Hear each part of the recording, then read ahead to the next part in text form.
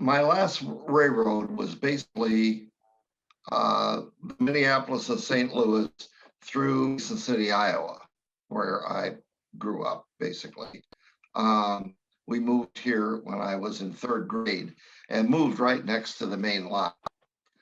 So I got to watch all the action go by, especially in the summertime when I was in school. Even after school, they would pull the meat from the packing house about 5:30 or so, and it had to be made onto a meat train and out of town in order to make connections at Ackley to take the meat to Chicago. So we'll start here with living in Mason City. This was known as Decker's, and it was bought by Armour in 1935, but nobody cared. It was still Decker's. And the plant was basically city blocks by 2 city blocks. The river bordered it on one side, and the railroad bordered it on the other.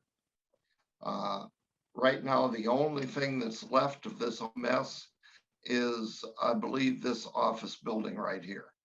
That's it. Everything else is gone. The bridge is still in too, the overpass.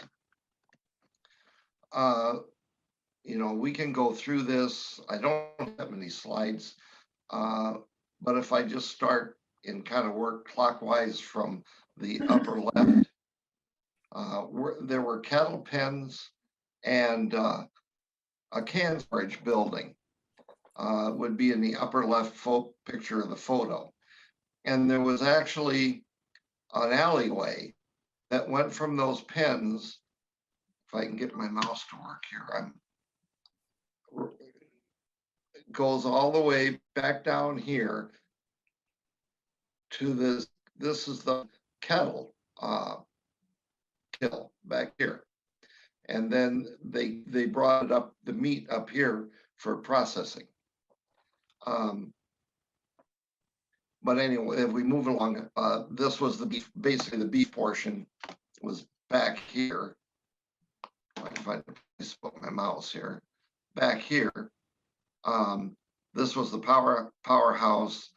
Byproducts were over here. These were storage buildings and maintenance shops and such down this way. Back here was the beef cooler. Powerhouse was right here. There's a stack. There was also an ice house in here. They made their own ice. And the byproducts building had been down here on the end. If we come a little further south, this is what they called grease. This is where they loaded tank cars. This down here, there were 2 tracks that were clean out tracks. They would open the doors on the cars facing each other, and then the reefers they would clean with hot water. Tank cars they clean with steam. The long building next to it was the cooling shed.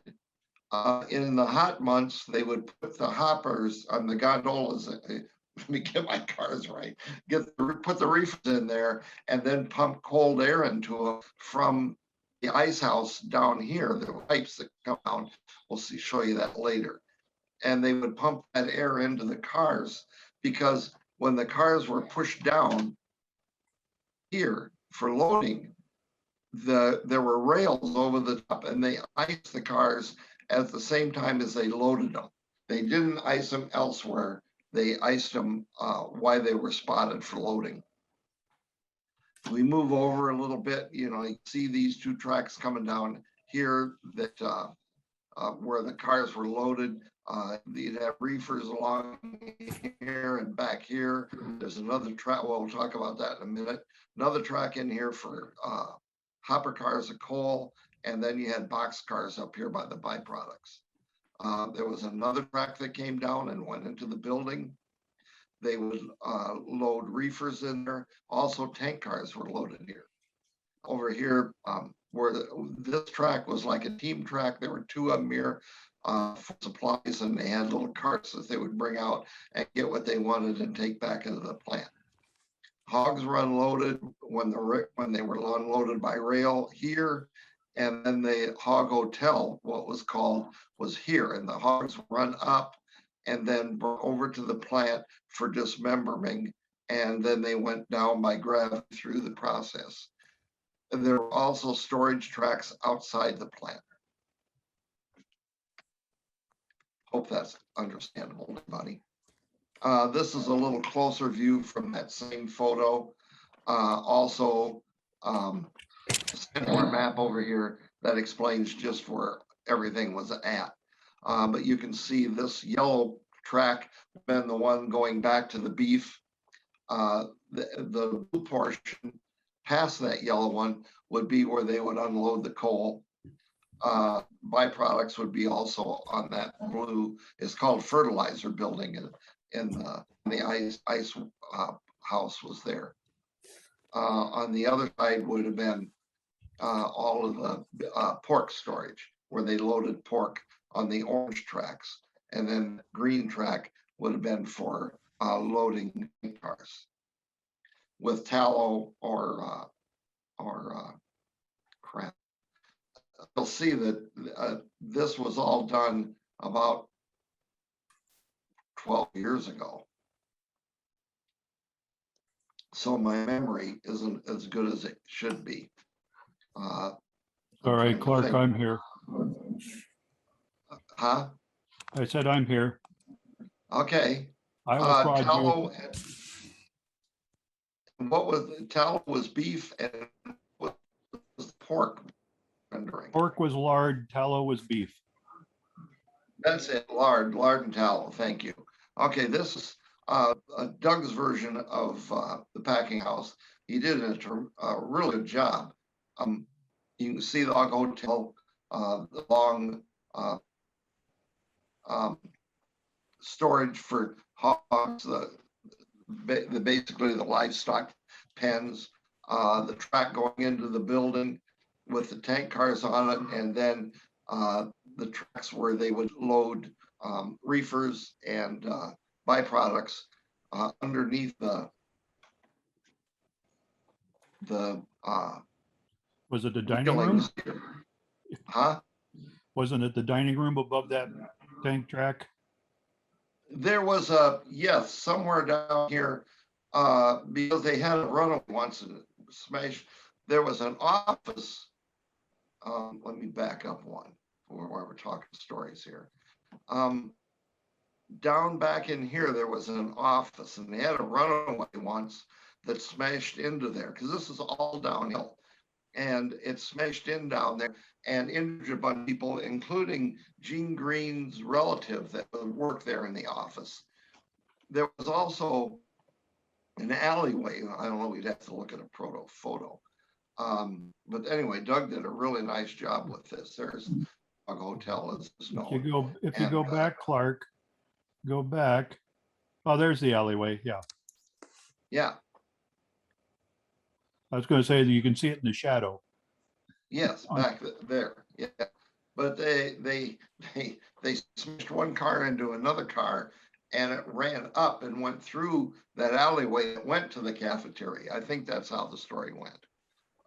That, yeah, like I said, it's been since I've done any studying with this. But Doug was a really nice setup for Deckers. Mine is not nearly as complex. I didn't have the room, but we'll start at about a mile or so south of Deckers at what was known as the middle yard. They would grab up the cars for Deckers. Here you can see they probably have that single sheath car the guy's standing on, probably for hides. Then you got a tank car and the reefers. Now here they're back up to the plant, and they're actually swapping cars around. I don't know which track they're actually on in this photo.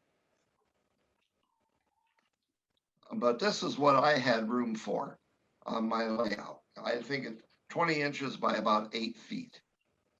So I wanted to include that overpass over 13th Street. It says 12th Street. It wasn't until I got to look that 12th Street turned into 13th Street and then turned back into 12th Street again. You have to be here to understand why. But it actually should be 13th Street, not 12th. What I did was I basically condensed everything that was in the plant down. The two leads went into the facility, and I had the two tracks out front for storage, and also the track for the can storage and the cat pens. And I decided that I wanted to make that larger. If we look here, I wanted to extend those two plant tracks and add a third one. And the plant was actually behind this little backdrop that I had a picture of the plant on, so it looked like there was something back there.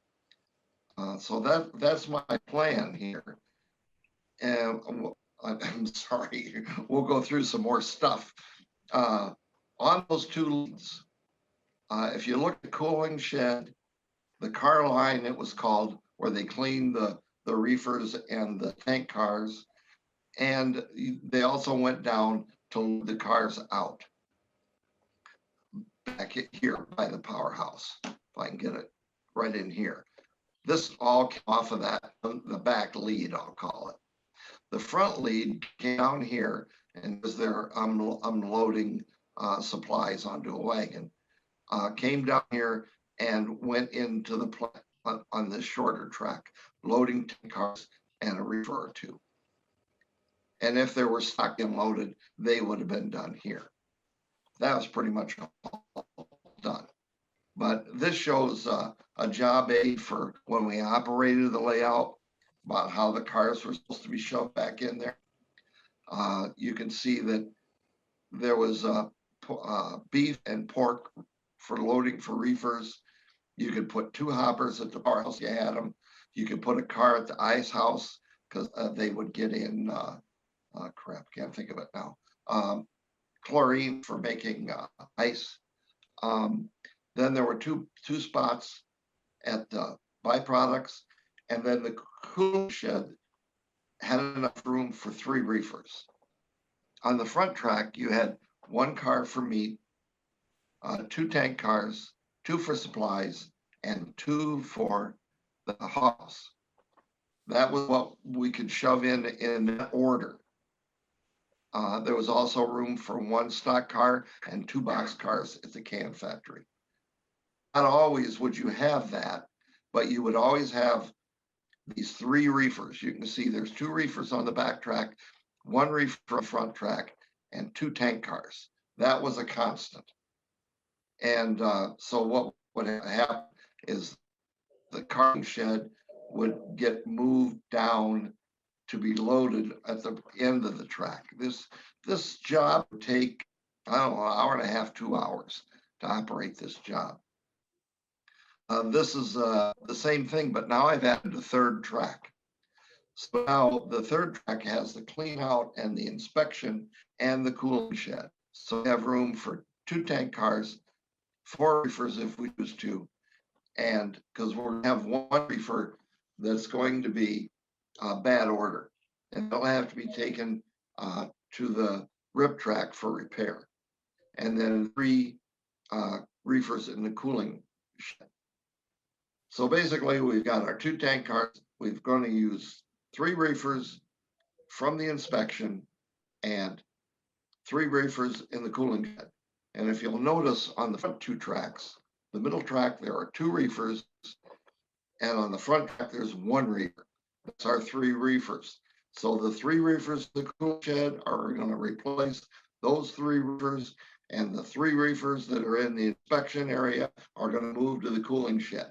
So as you can see, this is all just a game of moving balls around. I accidentally moved the slide too. So anyway, this is a lineup that shows the new track has been added, the 3rd track. And there are 2 tank cars. There's 3 reefers in inspection, our line called, and 3 reefers in the cooling shed. On the front, we have 2 reefers on the middle track, 1 reefer on the front track, and 2 tank cars on the front track. So this is the game. Every operating session, this happens twice. The cars on the front two tracks are pulled. The first three cars on the back track are put in their reefers are put in their place. The two tank cars on the back track are moved forward, and the three reefers that are in the middle back there, they end up in the cooling shed, and there'll be other reefers and tank cars to take their place in the inspection cleanout area. I hope that makes sense. Also, we've got to have our supplies, so we have room for 2 supply cars. We have room for 2 stock cars. We have room for 2 box cars at the byproducts and 2 hopper cars at the powerhouse. That would be the total amount of cars that would be in at Deckers. But there's a problem. We need these 2 storage tracks in order to move things around, and they're not long enough now that I've added that 3rd track. So I have to make an extension. We have to extend those. This is another job aid that was put up on the board behind the plant for the people that operated it. Excuse me. Tells you what all would be in the byproducts, what would be put at the ice house, coal, natural at the power plant. It tells you what would be canned meats, also what would be in the tank cars and supplies that would come in. This is just general, that would be more or less. So now we actually have to tear the railroad apart and make some changes. So we're going to start this on the last day of January 30th of 2012. So you see, I did this some time ago, so my memory isn't quite what it should be. But what we're going to do is where that street is, we'll start out here. If you look from right to left, you see the 13th Street underpass. Then you see a box car that's for the lumber yard. The shed, the red sheds for the lumber yard. Then there's 15th Street, which goes into the bank. We're going to take that street and we're going to move it 2 car lengths to the left, so we can make those 2 storage tracks to each 2 car lengths longer. And in doing so, we're going to shove that can storage and the cattle pens and that siding equal distance to the left. The track come out towards us with the box cars on it. That is the lead to the cement plant. That's all. I modeled even less of them than I did Deckers. So here we go. We're tearing everything up. We've extended the back tracks to make room for everything, and now we're going to extend those front tracks. So now I've added 2 car lengths to those front tracks. So now we actually have room for 12 cars on the storage tracks. So that should solve the issues with the cars that we're going to be moving around inside the plant. In this photo, I've extended the lumberyard spur down, moved that sack house, if you will, where they would keep cement, lime, anything else they would get in bags. And I have to add a chunk in the main line. That's what only missing here. This shows where the lumber shed is now mounted on some sheet glue or sheet cork. Thank you. I had tongue-tied here. Now here we've laid down ballast on the main line, sticks on the tracks, and gravel around where the lumberyard needs to unload everything. This picture shows afterwards it's been sprayed with wet water and a good dousing of diluted glue, hold everything in place. So now everything comes to a standstill while we let the damn glue dry. Okay, now we've moved on. We've moved on down south to where that track, you can see where the track used to be that went to the can storage and the cattle pens. And that whole section where they were located has been lifted out, cut up and taken out. So now we're going to extend that track, and we're going to put some of that stuff back. You can see that what I back up there, what was interesting is I went down there, at the time I was building this railroad in 2004. And I went down there to see exactly how that was done. And actually the storage and the cattle load out were up on an embankment.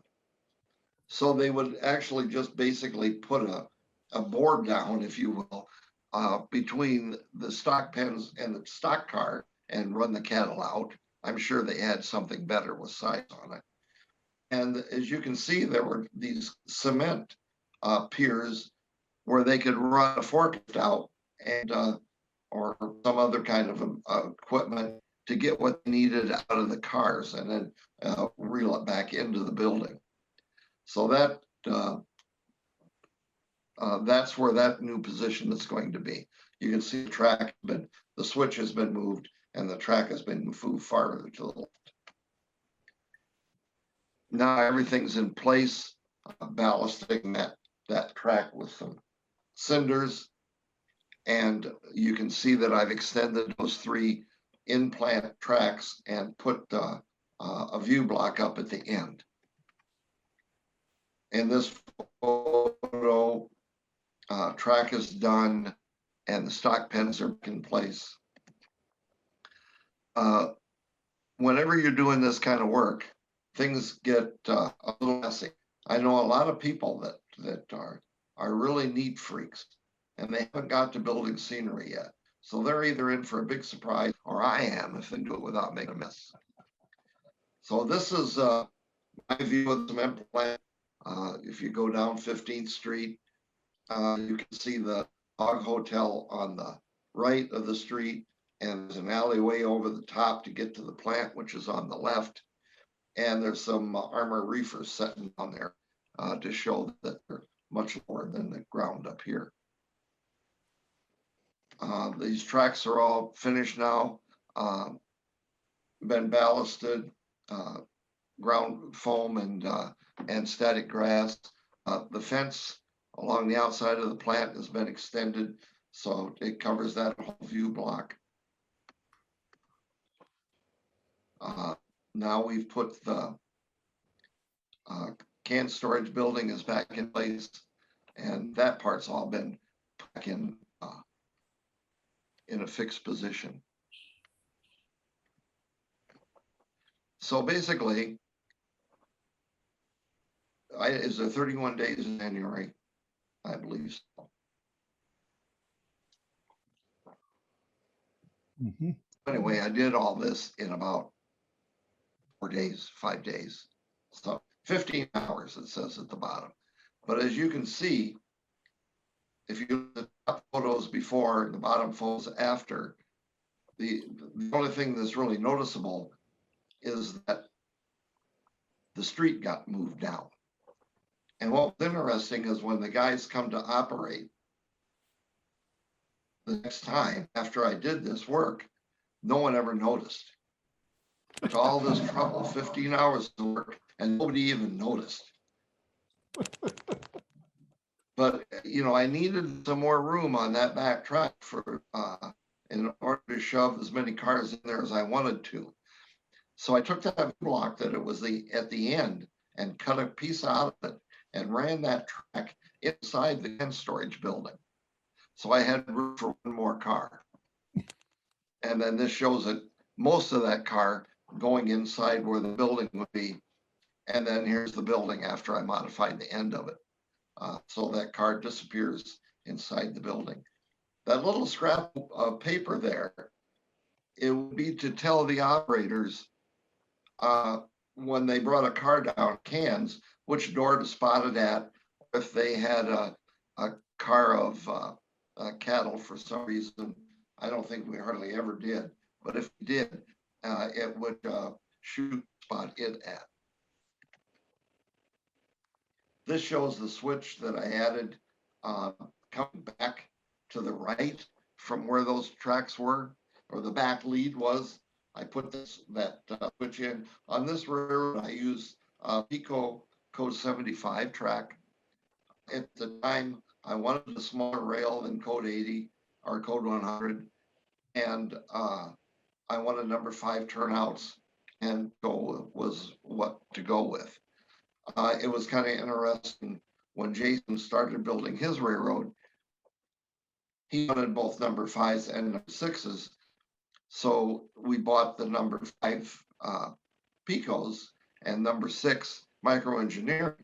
And when they come, he gives me a phone call. What the hell did you have me buy that Pico crap for? You know, compared to the quality of the American version of the microengineering track compared to the European style of the Pico track. Pico looks fine by itself, but not when compared to American design track. That shows a little piece I had to add to the back track to get everything to match up. Here's that the overpass over 13th Street. And this is that section I just showed you. You can see the back lead going in, and then the track where it divides, some of it going down to the car line and the cooling shed, or the other track going to the plant. The track that comes back, if you look on top of here, the main line at the bottom of the photograph. Next is the track going to the outside storage tracks. And off that track, you have 2 switches with the 2 leads into the plant. What's interesting is the lead closest to the main has a switch coming off of it, which goes back and crosses over the other lead, and it goes around to the waterworks. So if they had cars from the waterworks, they would have to push them basically pull down the Decker lead, and then push them back over to the power plant or the waterworks. This shows that back switch again, and the fencing going back in. I don't know if I modified it at all. I probably had to do some extensions. This is all just like 25 gauge brass wire that's soldered together, and then bridle wreath and some silk thread on the top for fencing. This is the cooling shed. As you can see, there's pipes that come out that go down, and they would have like canvas drops that would go down into the reefer hatches if they chose to. And you can see the car line there with the 2 rows of cars, the doors open, facing each other. I believe in this photo, they're still building the cooling shed. Yes, I think you're correct there. So anyway, this is it took me a long time to find out what the hell I did with these pictures. But this, I'm making the half of the cooling shed. So this is the sidewall and the roof.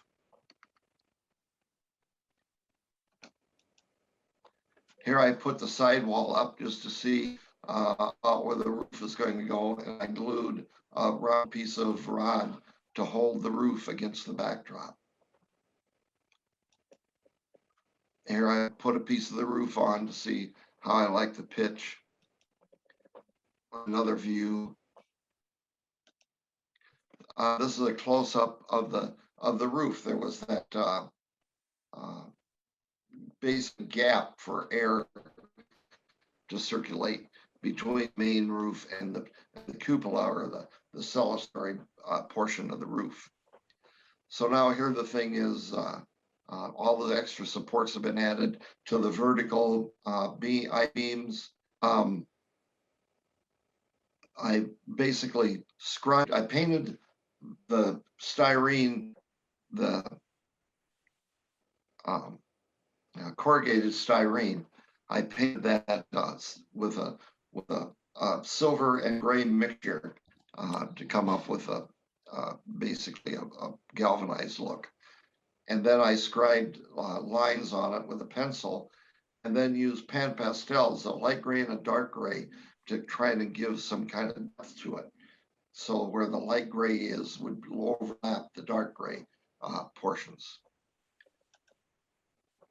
This is a better view showing how the roof was done. I hate these half buildings. I'd rather have you see the whole thing, but I don't have space for that. So what I did is took a picture of this thing, cut it out, and stuck it on the backdrop, so it looked like you're looking at the other side of the building. That can storage has been recycled onto Jason's layout as a fertilizer operation. He filled in the sides, put some doors on it, and some of the green corrugated plastic, so you let some light through. And the top, this tells a story now. He is an auger. You can see the guard, the orange guard at the right, left of the photo, and coming over that would dump into it, and then they would dump that into the storage. Or there's also hatches on top where they could load different types of bulk fertilizer into there. And then the doors would open and they could go in and dig out what they wanted. And that's the talk. I'm done. Any questions? What city was it in? Mason City, Iowa. Ah, thank you. North central part of the state. Sure. I think I may have mentioned that early on, but it was complicated trying to explain how the operations was. And looking at this now, I probably should have. I could do that in a future one if you prefer. I could go through, I've got photos of when we operated this thing and go through those, and it would give you some idea of how that plant was run. Other than that, there's a video on YouTube. I think it's under Scott Thornton. If you YouTube Scott and search Scott Thornton, you'll come up with operating this railroad, a whole operating session that he filmed, and shows some of how things were done in that video. Otherwise, if anybody would like, I could put together something. I think I can from the photos I have, slides of how the railroad was operated. But the railroad went away in 2014, 2015, somewhere in there, when we moved to another home, and I built a different house. Or in the prototype, how many cars would be delivered to that plant per day at its peak? For real?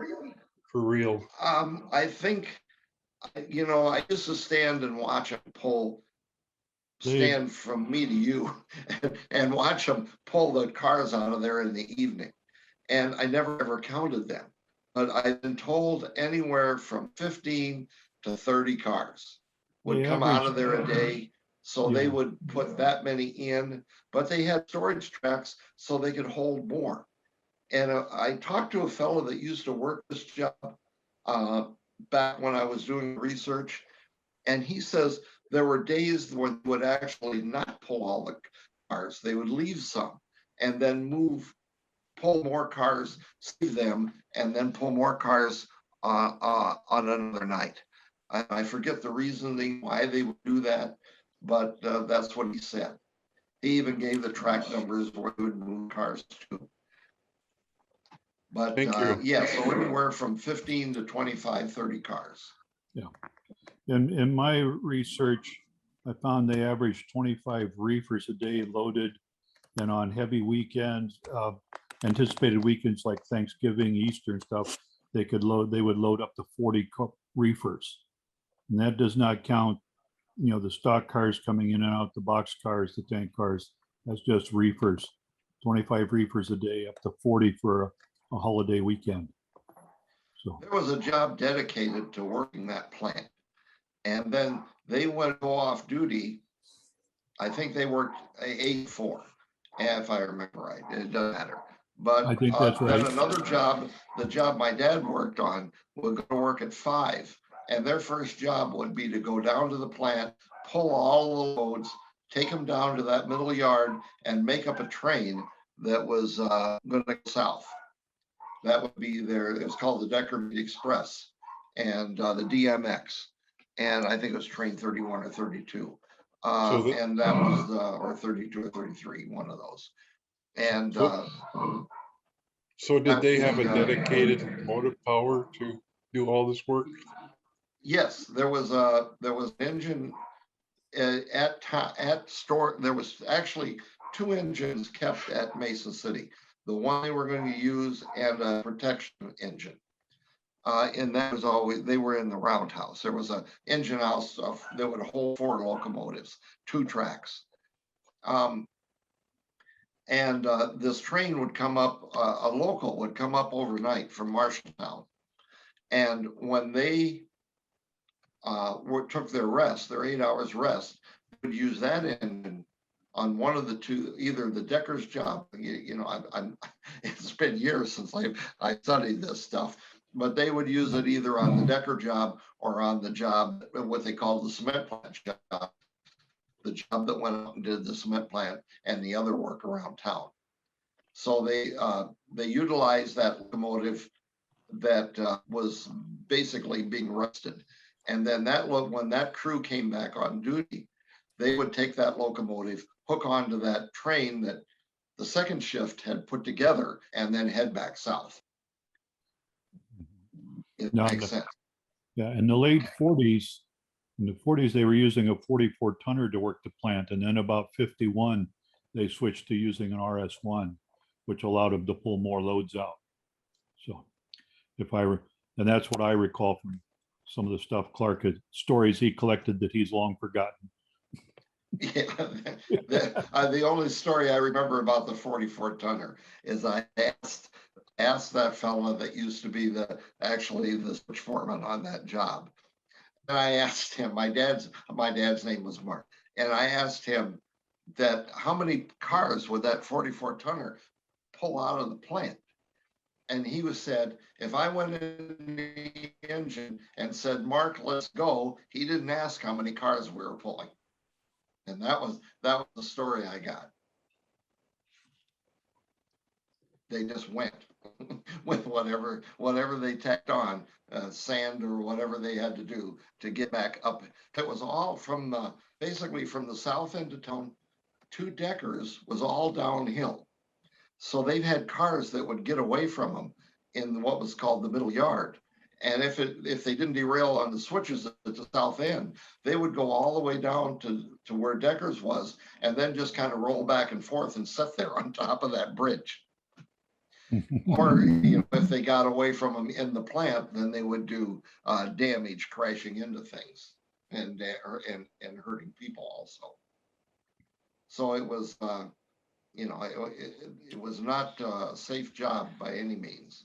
It was one of when they started cutting back on crew members in town after I think it was basically, I don't know if it was after the merger or not, after 60. But I know the fella told me that they wanted to cut the switch crews back from 5 men to 4. And he went and argued before the board to keep 5 men on the Decker job because of the hazardous conditions working in such close quarters down there. And they were able to do that.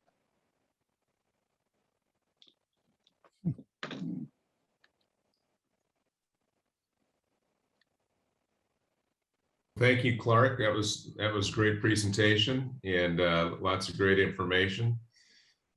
If there aren't any more questions, then we will do this again next week. We do not have a presenter at this time yet for next week. So if you're interested in presenting, let me know. you can let me know I now. can or see if I can put something. Yeah, I can see if I can put something together on the operations to kind Oh, of yeah, go that'd with be this. great. That'd be great. Part 2 I'll- from Clark. Don't hold me to it, but I'll try. All right. I Yeah. just made a deal with Jason to build, basically scratch build, 3 bulkhead flat cars. So I just started on those this afternoon. So anyway, I'll try and get it done. I'm sure I can. But Well, I and don't know, again, I don't know exactly how well I'm gonna remember everything. But we'll I- see what we can do. I can help fill in. All There right. we go. Okay. Yeah. That sounds great. So the offer stands, though. If anybody wants to present, it sounds like next week we may have Clark again on operations at Deckers, which would be great. But we're always looking for folks, and it's a great opportunity to do that with a supportive and kind of a hometown audience here. So if you haven't presented and you'd like to get that experience, either let Ron or me know. You can email us, and we'll put you on the schedule. And so it's 5:30 every week on Thursday. I usually let everybody know about it on Wednesday morning. This week I forgot, so I didn't tell you till Thursday morning, but we got a good turnout anyway. So thanks everybody for joining, and we'll see you next week. I have a quick question, Sure. if I could. Since I've got the group here, I always ask questions.